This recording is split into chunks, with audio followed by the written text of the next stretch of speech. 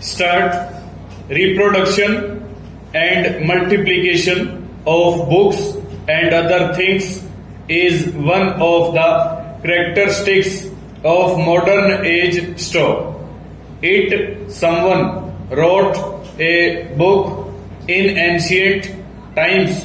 The writer could have only one copy of the handwritten manuscripts store. If more copies were required, the whole thing had to be rewritten in hand by a scribe, which was an expensive and an arduous job. Today, on the other hand, if we want reproductions of a book or a given event, we have at our disposal not only the printing press but a few other scientific devices. Multiplication of things in the present age appears to be a mere child's play. In earlier days, if a good drama was staged and it happened to gain popularity, only those could benefit from it who were physically present when that play was staged. That is because the actors could not manage to be at more than one place at a time.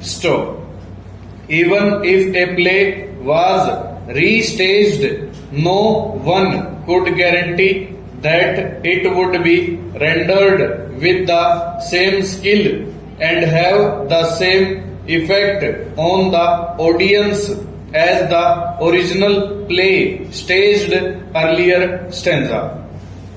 All that has changed today.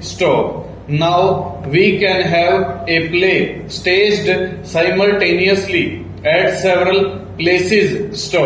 We can have it cinematographed and in this way also reproduce the original voice of every actor.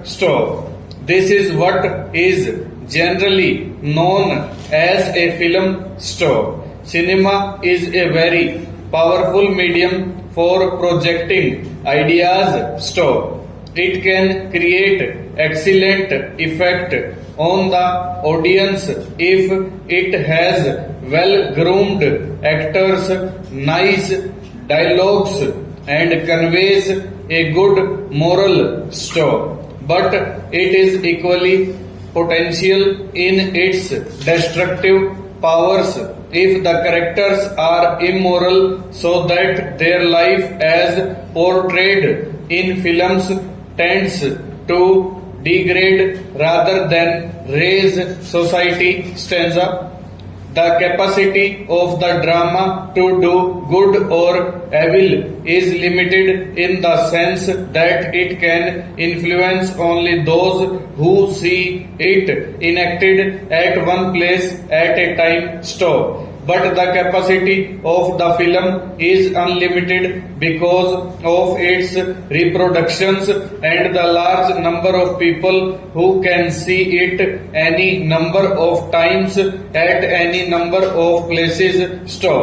It is therefore very necessary to be cautious in the production and use of films in order to ensure that they are utilized for the good of society. Broadly speaking, cinema may be said to have three main objectives, namely education, recreation, and propaganda, and these have utmost importance. Over.